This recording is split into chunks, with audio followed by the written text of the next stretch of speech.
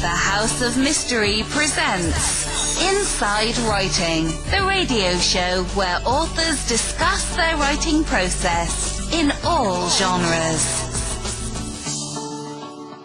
Welcome back into the House of Mystery. I'm Al Warren. Mr. Michael Snowhawley. That is correct. The Buffalo Snowhawley. It's stuck in Buffalo right now. Well, it could be worse. It's good for you.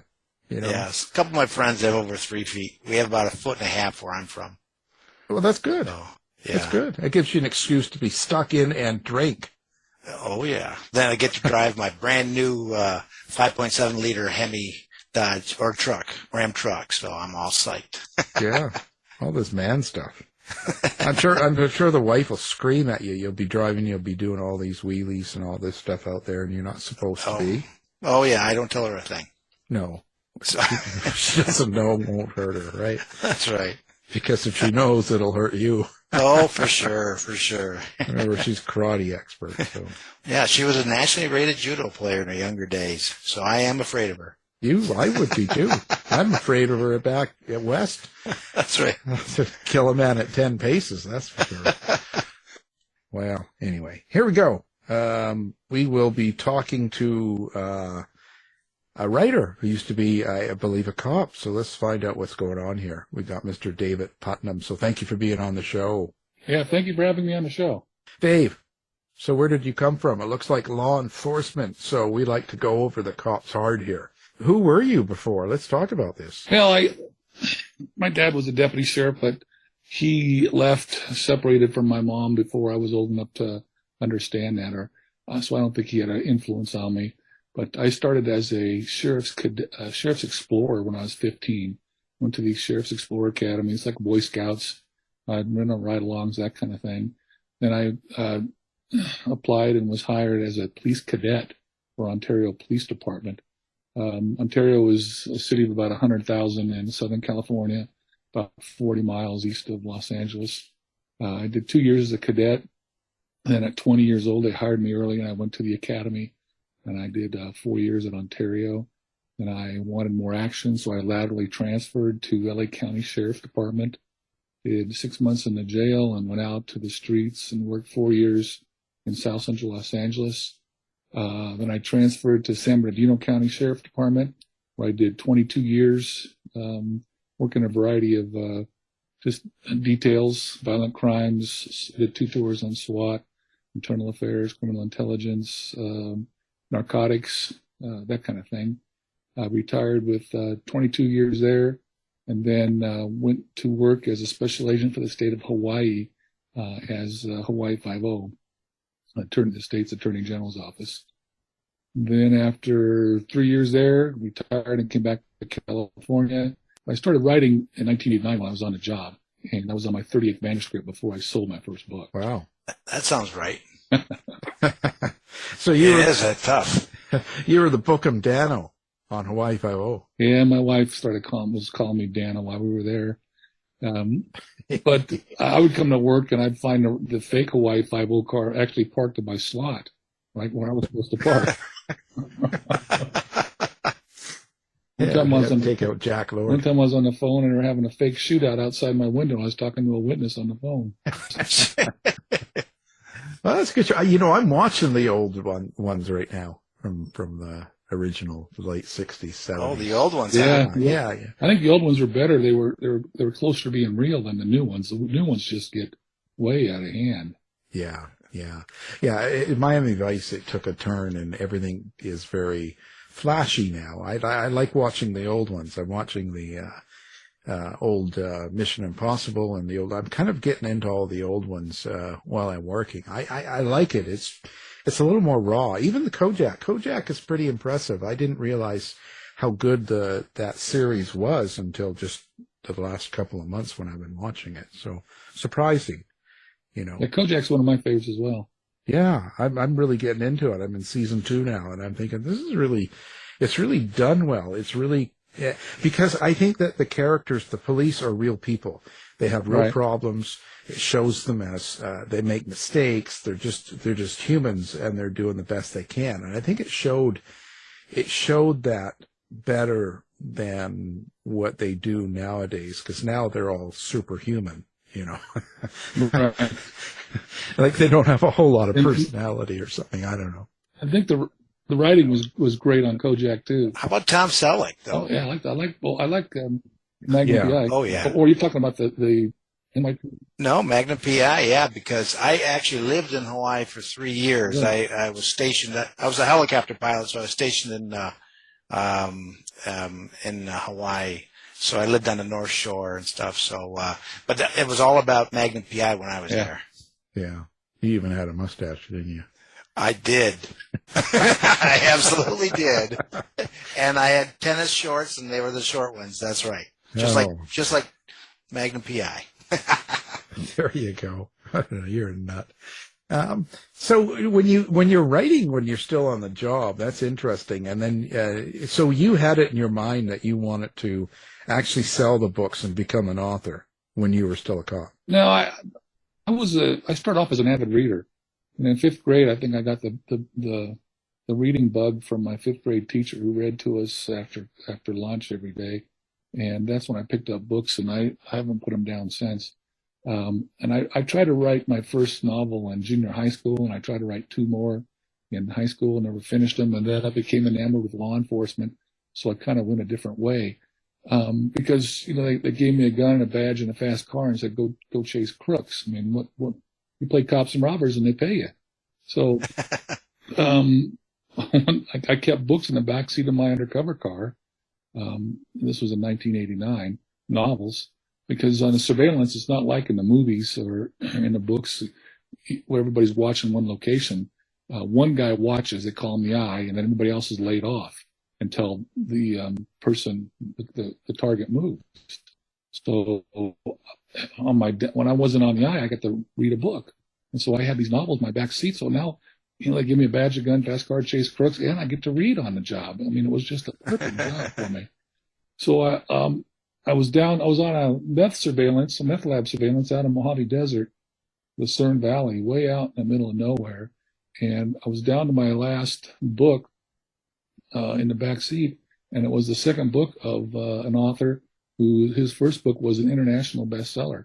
And I really liked the book, so I figured this book was going to be just as good.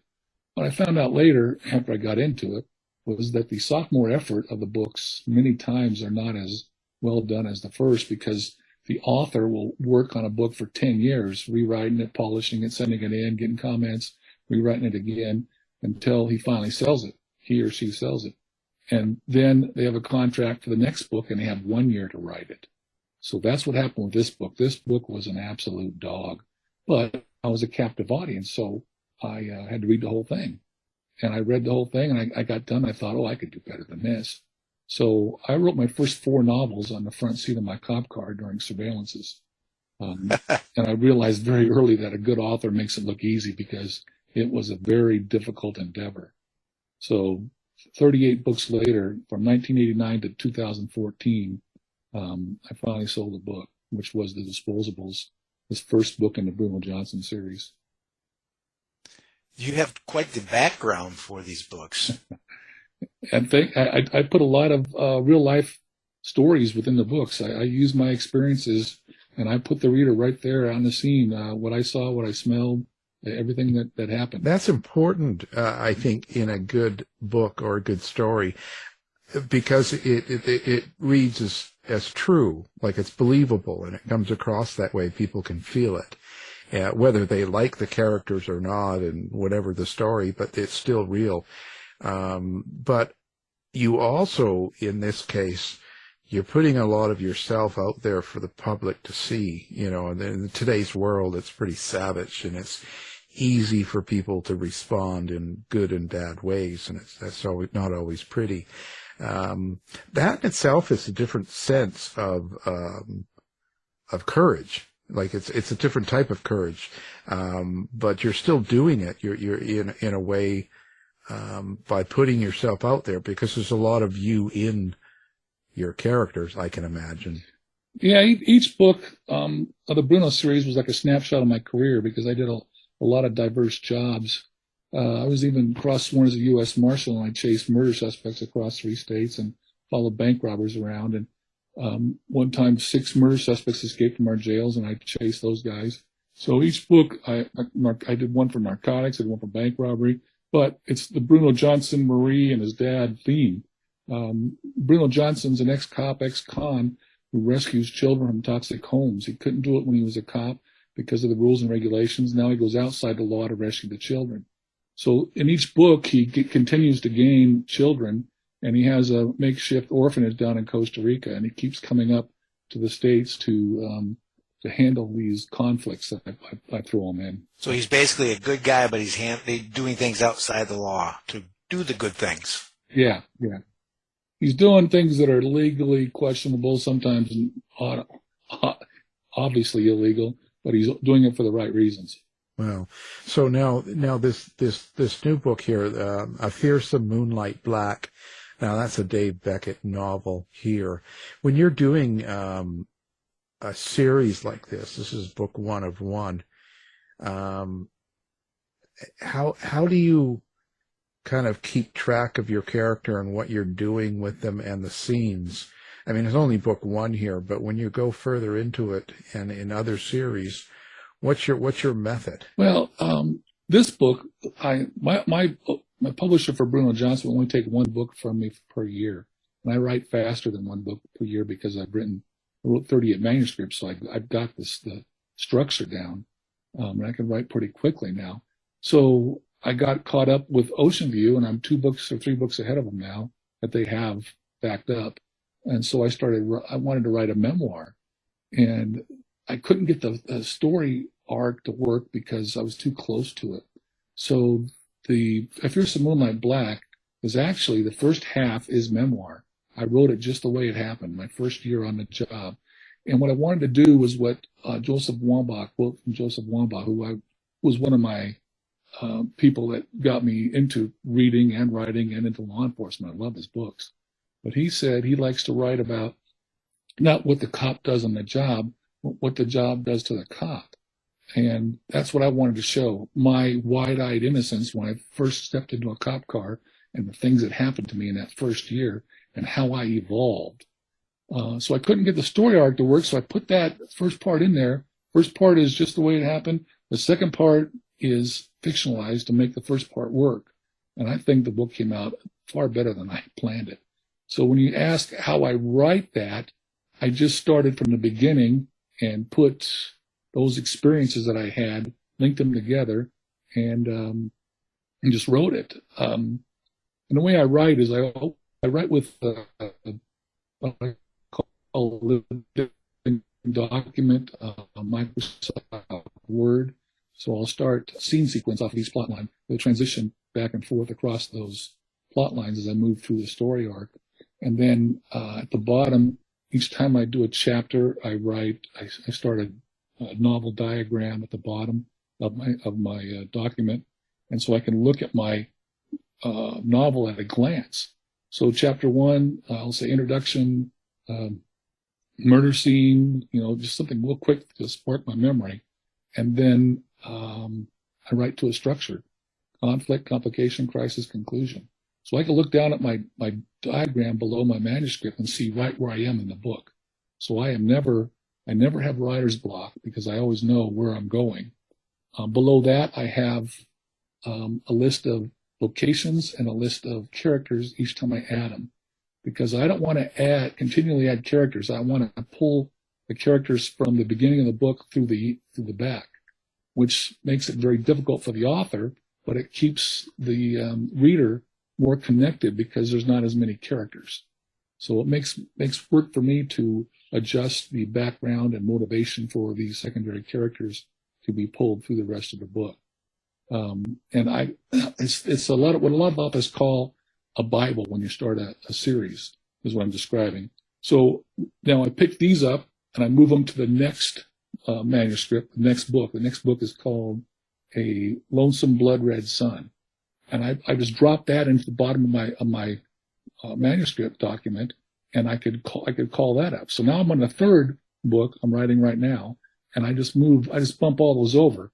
So I can look at a glance to see what I want to pull from those other novels, the names, locations, and have a reminder. How do you decide what experiences you're going to write about? It sounds like this one's very much true story to you.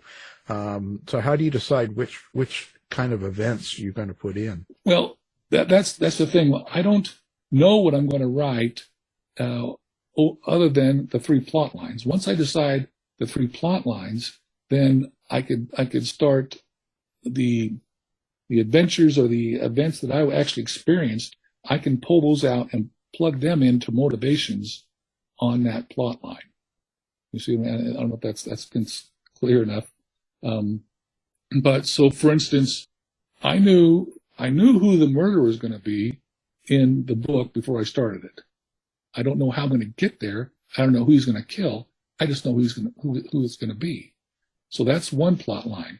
The other plot line is going to be the evolution of the character, Dave Beckett going through his machinations from innocent to experienced detective. And that's an easy plot line to facilitate. So each time I jump plot lines, I just decide I need a motivation. I need to show something here. And I just draw from my experience and then plug it in. How much of you is going into Dave Beckett? Yeah, like the first half is, I'm telling you, is every one of those scenes actually happened. The fatal car crash, the murder in the Holiday Inn, the suicide, my mom coming out to the fatal car crash and trying to get my attention at the car scene, at the accident scene, all that. The officer involved shooting when I was just 21 years old, and I chased the armed robbery suspect, and he grabbed a 5-year-old kid around the neck and held him hostage. I was by myself. All that stuff happened just the way I wrote it. First year on the job. And I folded all that in and made it work. And I'm getting some great comments that people love this book. Well, you can see because it would actually happen. Yeah. And that's why it's so dynamic, is because I wrote it as I was standing there. Well, that kind of crime doesn't happen in L.A. We know that can't be real. And so what's the most important thing that you want people to take away from a book like this? Is it pure entertainment and action, or is there something underneath it all that you kind of hope people pick up? Well, I'm not trying. I don't want to put any politics into it. I'm writing for pure entertainment. And as far as theme, I don't. The themes are individual for the story. My main job is to entertain. So I am constantly thinking about how to endear the character, but I'm most conscious about the voice. The voice of the character is what the reader is in for, is what they're looking for. And that's the most difficult part of writing is getting the voice right. So I'm paying strict attention to that as I'm going through. So you love being a storyteller. I always have been. I love telling stories. That's true. So now, I don't want this to be too weird of a question, but as we talk to a lot of fiction writers and true crime writers and all sorts of stuff, how do you experience your character then? And even your little characters, your extras, so to speak. And that, how does the experience happen to you? Because, usually with nonfiction true crime writers, we get, there's no interaction like they're a person or a real person, but fiction writers quite often describe their characters like people, like they're children, and they actually see them and hear their voices and the whole thing. So you kind of doing true story but fiction, how is it for you? Well, that's what it comes back to voice again. You know, there's three parts of voice: language and syntax, point of view, and then attitude. And when you're writing nonfiction, you can't get the most important of voice because it's attitude. It's how the character reacts to what's going on verbally, and if it's the point of view character internally. And a nonfiction is more factual. So the reader reads for emotions. They want to feel the story through emotions. And that's why voice is so critical. And the reaction. And that's what I watch. I watch it very carefully. The motivation, action, reaction in each scene, in each sentence, in each paragraph. If you have too much reaction to a motivation, you get melodrama. And that happens quite a bit with some of the books that I read. So I'm careful to balance out my motivation and my reaction to the action. Yeah. So what do you think about a lot of, there's a lot of, popularity lately in this type of action detective sort of book, and you get like, Reacher and John Wick and all these things have been kind of getting to the screen and series and stuff like that. Are you a fan of what's going on with a lot of them right now? I'm still an avid reader. I powered down on my reading this year, but last year I read 150 books, and I did reviews on Goodreads. I'm a pretty big presence on Goodreads. So I do follow what's going on. And most of the time, it doesn't matter what genre, because I read romantic comedies, I read sci-fi, fantasy, as long as it's well written and it follows at least some of the 16 precepts that I write by, I'm in. I'll read the whole thing. There are some authors, I don't want to disparage anybody, but some authors I read and they're just redoing the same thing over and over again, and they don't get to the emotional core of the character. Bruno Johnson is very vulnerable. Him and his wife Marie, they go after these children who are at risk. And when I was working, that's what happened. I wrote those 38 novels. I couldn't sell a book, and finally I decided I'm going to write what I've been avoiding, because in my job, the worst call I went on involved children. And it was just difficult for me to deal with it. So I thought, readers read for emotion. I'm going to put some emotion in these books. So the children don't get hurt or injured on scene. It's offset. So I don't want to scare away any readers. So Bruno Johnson feels those emotions for those children. And you're feeling it right along with him and his wife Marie and his father who rescued the children. And once I started writing to the emotions instead of writing a story, which is what a lot of these books you're talking about is strictly story. Story is not story, character is story. I had that drilled into me by my writing mentor. And these books, most of these books are just stories. They're just telling you the story, going through the process. And these stories are very good, but they're not getting down to the core emotions of it. Some of these characters, you have no idea what they're feeling. They're just going through, doing the action, and moving on. Not Bruno. Bruno's not that way at all. What's funny to me is that in my image of law enforcement is the ability to disconnect, not deal with your emotions, and you are connected completely with your emotions. When I was working on the street, and there were children involved, that was the only time I could not disconnect my emotions. If there was a crook that was shot and he signed up for it, that's what he made those choices. So I could almost deal without much difficulty that this is the game that we're playing right now. But when children are involved, they don't get to make those choices. So, I had no problem going to mass shootings, everybody shooting each other.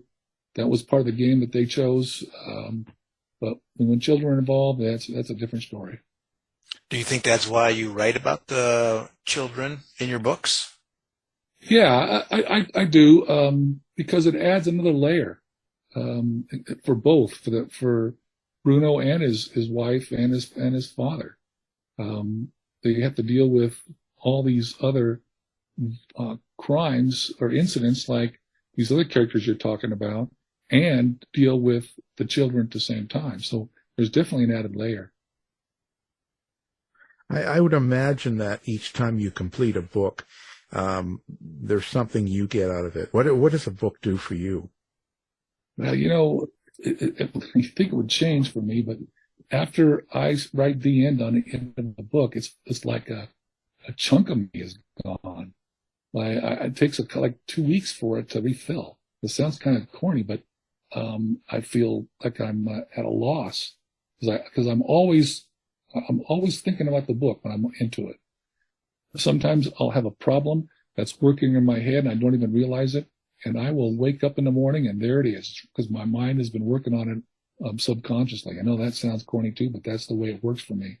So when I finish a book, I have an emptiness for like 2 weeks until it fills in and I'm off to the next book. I usually have 2 other books going at once that I'm taking notes on, for the motivations and plot lines before I start, the book. I'm writing 2 at one time right now. Yeah. And you're reading. Yeah, and I'm reading, yes. That's a little bit crazy, but that's all right. I understand the writing part because I'm a savage at writing myself. I'm the same way, but since my eyes have gone, got cataracts and I had surgery in that, I'm reading less and I'm doing the audible a lot more, easier on the eyes. Yeah. Your characters and that, where did the characters come from for you? Or did they just come out of the thin air, or are there people you've kind of come across in your life and you've kind of developed them into characters? Sometimes the characters are, most of the times, they're an amalgamation of several people. Like if it was a supervisor that gave me problems, I never had problems with supervisors except for one.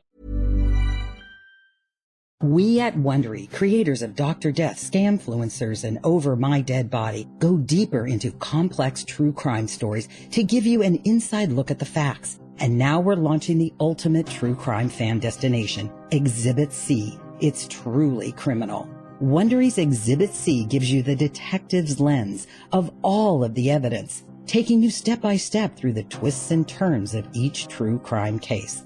Join the Exhibit C online community to access exclusive show merchandise, member-only content, and to hear directly from top criminal and social justice experts, witnesses, and investigators as they take us beyond the evidence and into the case file. Join now by following Wondery Exhibit C on Facebook or find us on the web at WonderyExhibitC.com and listen to true crime podcasts on Wondery and Amazon Music. Exhibit C. It's truly criminal. Introducing Self, a new show about real people who are challenging their relationship to money to build a better future for themselves. My new focus is as these good things happen in my life, I want to be able to enjoy them. Their loved ones. Now, I really don't want my daughters out here wanting for nothing. Now it's kind of backfired because now they really don't have no respect for me. And their communities. I want to create more services where women can feel supported when they don't have support. Self is live now with new episodes every Wednesday. Listen and subscribe wherever you get your podcasts. Really. And I would take different aspects of supervisors and combine them. And some of the bad guys, like in book 2 of Bruno Johnson, The Replacements, I wanted to write about the most dangerous person I ever ran into in 31 years. And the problem with that was this guy was such a sociopath, probably even a psychopath, that if I wrote him just the way he was in real life, he would be a caricature. So if I write a hero and I write him superhero, like some of these guys you were just talking about, I'm not going to disparage them. But I got to give, like if I write them as pure heroes, then they turn into caricatures, cartoons. So to make a hero not a caricature, you have to give him some flaws. And that's what a good character has. He has a multiple level layers. So when I was writing this bad guy, he was so evil that he was a caricature. So I had to give him some humanity. And what happened was I described him. I gave him a little bit of humanity, and the publisher picked the book up, the second book, right away. I wrote the second book, and I didn't like the guy. I didn't like him so much that I killed him in the third book. And I sent it, I sent it into the publisher, and the publisher goes, "No, you can't kill Carl Drago. We love him." Well, that was my fault because I gave him too much humanity. And this guy, his name in real life was, and I'm not worried about giving this up because he's not going to be a reader. He's not going to know or listen to these podcasts. But his name was James Lawless. In real life, his name was James Lawless. And he had killed somebody, committed a murder, got 25 to life, did 12 years, got out, killed somebody else. He got out on parole, killed somebody else, went in, did 25 to life, got out in 12. So now he's done 24 years. The second time he got out, they figured he might be a threat to society, and they put my team on him to follow him around. This guy, he was tattooed from his chin all the way down to his toes, every part of his body, mostly with white hate type of tattoos. But he had a ram tattooed on his pelvis. The horns were on his hips, and the snout of the ram was his penis. He even had that tattooed. That's how bad this guy was. So it was easy for me to kill him off in the second book, in the third book, but they wanted me to bring him back. And so I had to humanize him even more, and now I'm carrying him through all the books. He's a sidekick of Bruno. Sidekick of Bruno, as in he's a bad guy, or is he? He is a rehabilitated bad guy that Bruno has helped rehabilitate, and he comes in and out of the stories too, as a Bruno foil, somebody that Bruno leans on from time to time, because this guy is still a bad dude. So I do take from my career. I'll envision somebody that I dealt with, and I'll put him in the book. Like Whitey, Sinister. The Sinister the book came together so tight. I was just stunned at how good this book came out. It got a star review in Publishers Weekly, which is hard to do. It's hard to get into Publishers Weekly, let alone get a star review. It was also an editor's pick for best mystery on Amazon. So it's a cranking book. And the character of Whitey, I took from somebody I knew in the jail. And I think that's why it works so well. I also gave Bruno a dog this time. And the dog almost has more intelligence than Bruno does. And people are really liking him. But, I wonder now, because I write a lot of nonfiction and true crime, so does Mike, but do you have problems getting into the mind of the bad guy, like someone like this, and putting it down on paper and putting it in words? Does it sort of get into your mind or soul, so to speak? Well, like I said, voice is everything in writing. I mean, it is the everything, even in nonfiction. You as an author telling the story, you're putting your voice in there, and that is what carries the book. The bad guy, if I write first person all the time, I don't write third person. I did in one book, The Heartless, because I wanted to get into the point of view of this crook, and I had to actually displace myself and think like the crook in order to make that point of view work, because he couldn't think like Bruno and do the things like the crook does. So I had to think skewed in order to make it work. And in that book, I talked to a detective who worked for me in the Detective Bureau. She was telling me about a boyfriend who had a shoe fetish, and I liked that idea. So I gave this crook a shoe fetish to make him stand out from other crooks in other books. So he collected high-end women's shoes and in the book. And the publisher liked it, but she had me power it down a little bit. I put too much of the high-end shoes. So I had to take a step, because that's not my world, and I had to step into his world with, his murderous thoughts and his shoe fetish and make it work. So yeah, it's fun to go there, but it's also a little bit scary sometimes. Yeah, I would say, and then your wife kind of come home and you got all these shoes sitting around there. My wife reads my books and she says, I don't know what's worse, if you made this up or if it actually happened. That's it. I would just imagine, because in your job, it's really difficult to be doing that kind of work and not be judged. And you see that a lot now. I mean, police and law enforcement and even personalities. Like I get tons of hate emails every week. And I couldn't imagine, doing a job that you're trying to do like a policeman right now. So I don't know. I just think it's a difficult situation. I think because you have to kind of assess people in that job. And so when you're writing about it, you're kind of making an assessment of who's good, who's bad, and what they're doing. And in a way, it's judgment. And so it's I don't know. I think it's a difficult thing all the way around. The whole thing is a judgment. Anytime you do anything out there, you're going to be judged. No matter what you do, you're going to be judged. And that's why I refused to talk to the press, not because I didn't want the story to get out, but because they would take it and write the story in their context and not the way I told it to them. They would shift it to their view, either on purpose or subconsciously. And I didn't go on with that. I didn't like that. No, I agree. Press are awful. I know.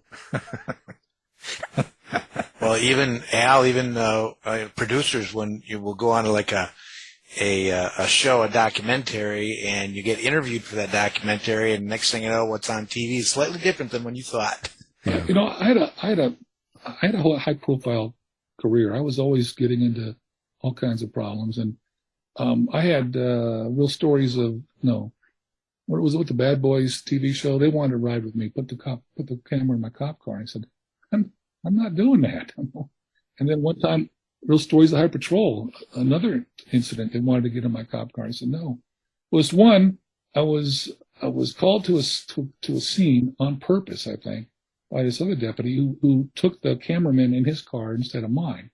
And so I get there, and I'm trying to stay out of the shot, but at the end, this is what I didn't know. There's a cameraman and a producer there, and they actually gave me a line to say. If you read the credits on those TV shows, it shows writers' credits. Now, it's supposed to be real life television, but they're telling us what to say. So, no, it's not. No, there's always script in that, because most of the reality, you have to have some actors and some script, and then you have the real characters, and you're hoping that the mix is what explodes. Right. But it's craziness,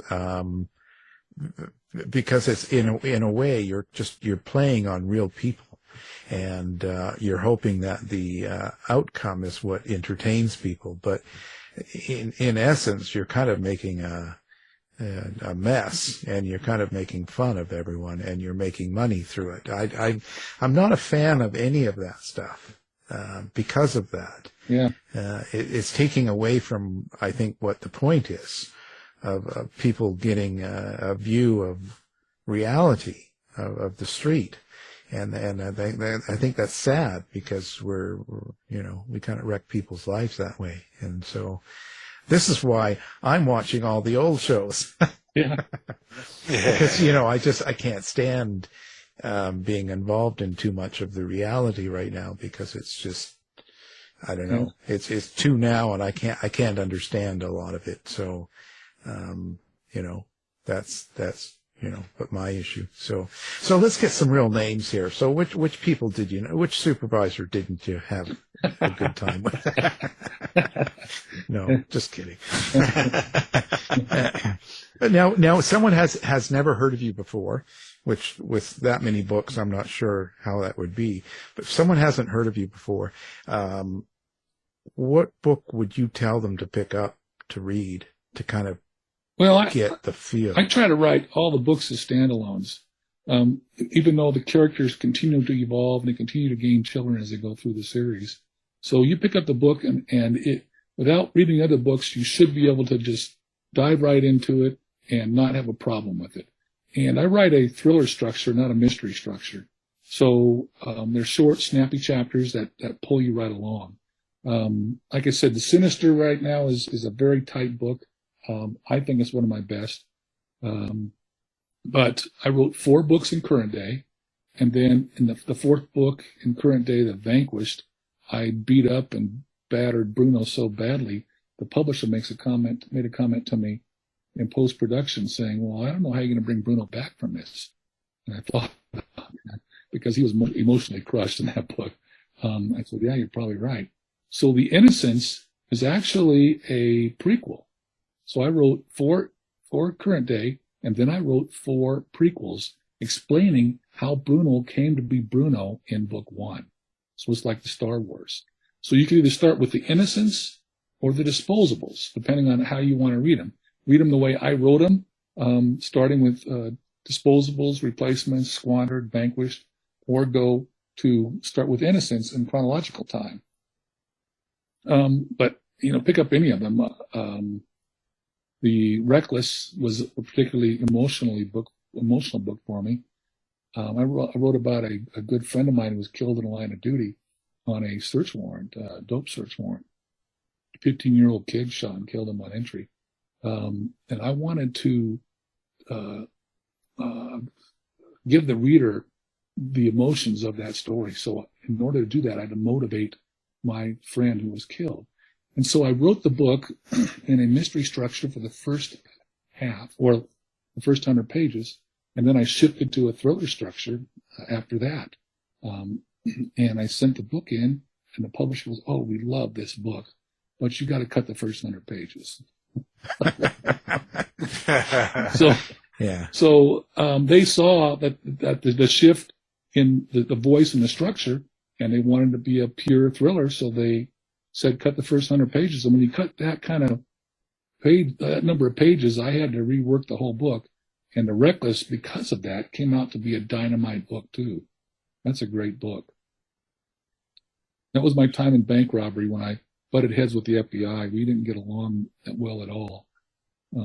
But my team took down a whole lot of bank robbers, and it was a lot of fun.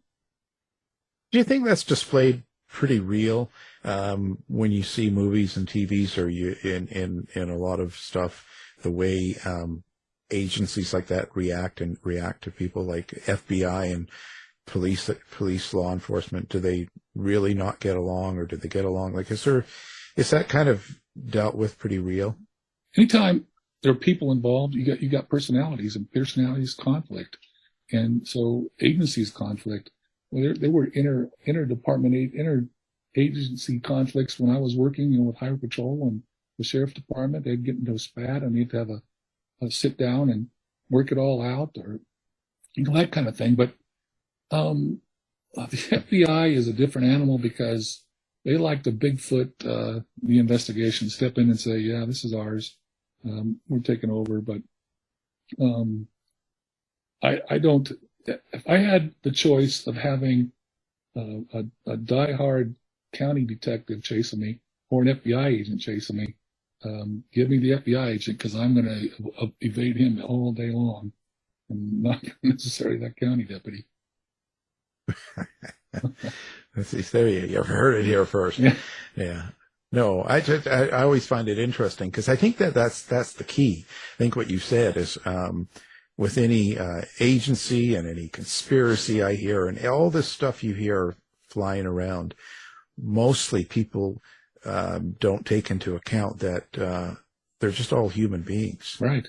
And like all of this stuff, you have to really look at them as, well, this is a human being. And I never realized that until I actually got into, when I stopped being deep into the game of chasing crooks and took a step back and started looking at the people that I was working with. And the first time I saw that was my first tour of the SWAT team, because I had this image from watching, the SWAT TV show and the different cop shows, how professionally work. And I get into the SWAT team, and my life depends on those 5 guys on that stick going in on the entry. And I realized that guy's dumb as a rock. The guy behind me, he's got a machine gun. You know what I mean? So that's when I first realized it's not what you see on television. You think that everybody is professional, everybody's going to do what's right, and you're going in a house with a guy, the lights are turned off, and he's sitting in a corner with a AK rifle and you're going through the front door after him, and you got to depend on the guy that's in front of you and behind you. Question. My editor yelled at me a little bit ago, this latest book I'm writing, because I forgot to add more female characters of strength. I think that's how she would put it. Right. Do you have issues with that, or do you try to put different type of people that are not you? Oh yeah. I think female characters, I like writing them. I hope I'm writing well enough, because they add another layer of conflict. And in all my books, I have strong female characters. I do it on purpose. Yeah. So you wouldn't get yelled at by my editor. No, just me. No. They like yelling at you. That's Well, that might be too. So I some of my characters are bad female characters, but a lot of them are great, strong detectives, or like Marie. Marie's the one that keeps Bruno in line. Is it difficult to get into the mind of or do you have any problems writing characters that are not you, female, or any sort of big difference from who you are? When I shift from Bruno, because Bruno is really just an alter ego character of me. When I shift to Bruno's dad, I had to shift around, almost like change hats and think the way he would think, because he is morally upright and always gives Bruno the right counseling. So that is a big shift for me when I go into his point of view. Same thing with Marie. Marie understands who Bruno is, and that once he gets missile lock on something, she can't stop him from doing what he's going to do, but she gives him good advice on how to do it, that kind of thing. And the kids, some of the kids are broken emotionally, and Bruno has to deal with them, with kid clubs, that kind of thing. So I got to put myself into their point of view, and that's another thing on my manuscript down below. I put I lost track of my kids. I would get a note from my editor, from the publisher, and saying, right here, you say you have 11 kids, and I think you really have 13. That kind of thing. So I actually had to go back and read all my books and make notes on all the kids. And then I wrote up a spreadsheet, and I sent it to the publisher so she could track them now from in future books. So yeah, I got a lot of kids characters to juggle. Then I got to bring new bad guys in each time. And so now I'm juggling old characters with the new bad guy characters. And it's like working a giant jigsaw puzzle every time. And I just love doing it. Yeah, it sounds like you have a good time with it. And that's a lot of it too. If you love what you're doing, it's going to come out in what you do, right? So, political correctness. Right. Do you think about that in these times? Or not? You just go ahead and just kind of go with whatever. I mean, because out in the street, there's a lot of talk more online in media, but the reality is when you're on the street, you're on the street. Things are what they are, and people talk the way they talk, and things are. Yeah. And so it's pretty hard to. But you see, there's two worlds.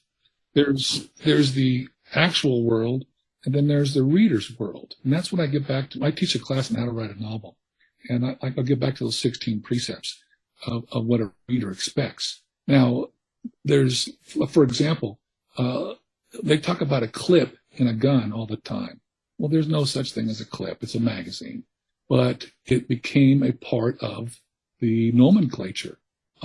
So, when we were in SWAT, if we asked for a clip, we'd get slapped, because that's not, equipment is equipment, and a clip is for M1 Grand in World War II, where it was an internal magazine, and you shoved the clip down into the gun, and when you fired the last bullet, the clip tinked and flipped out of the gun. You put another clip in. That's where the clip came from, and that's where I think it carried over from World War II. But somebody goes, I'm down to my last clip, and they got a handgun or they have a M4 rifle. Now that's not correct, but it's correct in the forum that it's being used in. You see, so when you say politically correct, what is politically correct? The publisher did a survey on my books, and they said that my number one readers are women 55 and older, because I put a little bit of romance in the books, and so I don't overly use vulgar language. I don't use any of the bad words.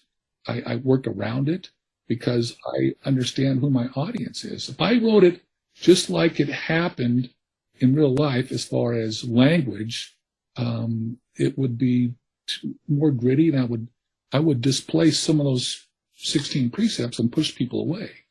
So, and the books that I read now, a lot of authors, they try to put in their political point of view, and I write these reviews. I say, well, I may be with your political point of view, and I may not be, but it doesn't matter. I get enough of that in real life. I'm reading for entertainment. I want to be immersed in a story and be taken to another place. And when you put those politics back in there, it jars me back into real life, and I don't like it. And I think that the authors that are the big names that are trying to put their political platforms out there are making a mistake, because at the very least, you're alienating 50% of the people. Yeah. Yeah. Yeah, I agree totally. I don't think there's a place for it. I think if something comes in organically, if it's natural, it's fine. But if you're actually doing it with an intent, it usually sticks out, and it's not as good. Right. It takes away from the story. It takes you out of the story. So that's that's a mistake. Yeah. I have a question on that 50 women 50 and older. I think, Al, you were talking about some in our nonfiction world with true crime. Women are really a dominant kind of reader, or attracted to that kind of, even especially the serial killers. Yeah, everybody I do many Barnes and Noble book signings every year, and I talk to all kinds of readers. And these true crime podcasts are just wildly popular, and they like to listen to the investigations, breaking down the crime stories on audio. Now, do you like to interact on social media? Do you have social media accounts for readers? Do you have a website? Like, how do people get a hold of Dave? My website is david@davidputnambooks.com. And my books are readily available on any of the websites, Barnes & Noble, Amazon. They're Audible, they're digital. And I love to talk to fans or anybody who wants to talk about writing or reading. I give a lot of recommendations on books that I like. You tell me a book that you like, and I could refer you back to any number of books that are similar that you're going to like. I'm all about reading, writing, and conversing. I'm not big on Facebook. I never did break into that. I'm not big on Instagram or Twitter. I do dabble in it once in a while, but usually just to reply to somebody. But if you send me an email through my website, I answer every one of them and continue to answer them. I'm helping crime writers every day. I get emails from people writing crime novels, and they need help either writing or on procedurals, law, ballistics, that kind of thing. Well, it's been a pleasure. I've learned a lot. Now I'm going to write some crime books. And Remember, Al, 16 precepts. Remember, That's right. This is going to be awesome. that's right. As soon as but I can only count to 10. I've only got 10. I don't know what I'm going to do. I'm going to have to. Well, anyway, so now the new book, of course, is a Fearsome, Moonlight Black, and it's the Bone Detective, a Dave Beckett novel. Now, our guest has been the author, David Putnam. Thank you for being here. Thank you very much for having me. I really appreciate it. It was outstanding speaking with you, David. Thank you. You've been listening to the House of Mystery radio show. To find out more about our guests, hosts, or show, go to www.houseofmystery.com. Show's over for now. Was it as good for you as it was for me? Good night. This has been a production of Something Weird Media. I'll be back. Introducing Self, a new show about real people who are challenging their relationship to money to build a better future for themselves. My new focus is like, as these good things happen in my life, I want to be able to enjoy them. Their loved ones. Now, like, I really don't want my daughters out here wanting for nothing. Now it's kind of backfired because now they really don't have no respect for me. And their communities. I want to create more services where women can feel supported when they don't have support. Self is live now with new episodes every Wednesday. Listen and subscribe wherever you get your podcasts.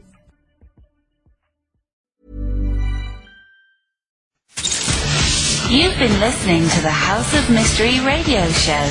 To find out more about our guests, hosts, or shows, go to www.houseofmystery.com. Show's over for now.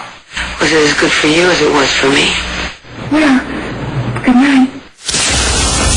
This has been a production of Something Weird Media.